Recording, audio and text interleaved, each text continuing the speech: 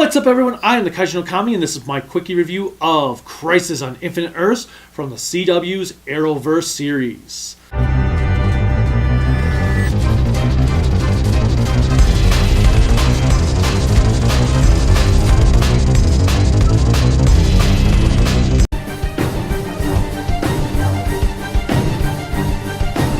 Crisis on Infinite Earths is based on the Crisis on Infinite Earths from the 80s, where all the DC universes were under threat and all ended up merging into one cohesive Earth. And then, of course, that was retconned 20 years later and all that stuff. But whatever the case may be, that was the main purpose of Crisis on Infinite Earths. So what did they do with the CW shows here? Did they do that? Ish?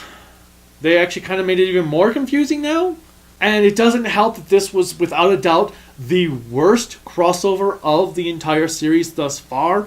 I felt not only did it not need to be 5 episodes long, but these episodes really dragged on a lot. Like the first episode, which was in Supergirl Part 1, we had a lot of downtime. They're like, oh, the world is ending, so let's spend 5 minutes having Superman and Supergirl talk about their feelings to one another of what's been happening on Supergirl. Wait, what? But this is Crisis. We shouldn't be talking about what's going on Supergirl. Same with Alex and Lena. Every time they would have to make a comment like having Lena say, I will never trust you and Supergirl again. Well, save that for your own show. Let's focus on Crisis. And then we had some stuff occur with the battle scenes, and it was just a mess of a first episode. The second episode on Batwoman was slightly better, but not great. Flash was slightly better than Flash, had a good send-off to the 90s Flash show, but then they brought Black Lightning into this, which made no sense. He just felt like he was just there because Black Lightning. For being Crisis and having Flash's season built all the way up through Crisis to Crisis, Flash was barely even in the damn thing. Flash was there for maybe a fraction compared to all the other characters.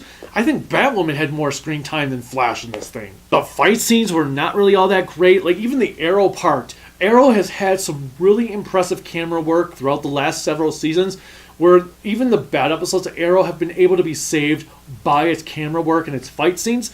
This didn't have any of that. This did stuff where it's like, huh? What? Wait, for example, there's these big shadow demons, but they can just be defeated by people kicking and punching them, which means any Joe Schmo can defeat them, defying the whole point of them even existing in the first place. Then there's a bunch of other stuff that happens. This also has the worst version of Spectre I have ever seen, and for what may be the only live-action iteration of the character, it is so disappointing with how they did him. It is just awful. And I am ashamed that it seems like that no one at CW had read a Spectre comic at all because they knew nothing about what the character was supposed to be like. And then Part 5 happened, which was kind of post-Crisis, but yeah, this whole thing was a train wreck. The highlights were 90s Flash, Brandon Routh Superman appearing, and the fan service. The fan service was the other good thing. Getting to just see all these alternate Earths, like the Tim Burton Batman universe, where we got to see Knox sitting on a bench. That was pretty cool. For the most part, all of Crisis on Infinite Earths was all style, no substance. Nothing to go with it. Then again, in some cases, it didn't even have style, based on how lackluster the fights were and the camera work was. It was just trying to be way too big without the ability to be able to handle it, and it doesn't help that Endgame did everything that Crisis on Infinite Earths wanted to do better. So yes, Crisis on Infinite Earths was a major letdown. I am going to give it a generous 5 out of 10 stars. If you're a huge fan of the CW shows and you have not seen Crisis yet, check it out. You might find something redeemable in it.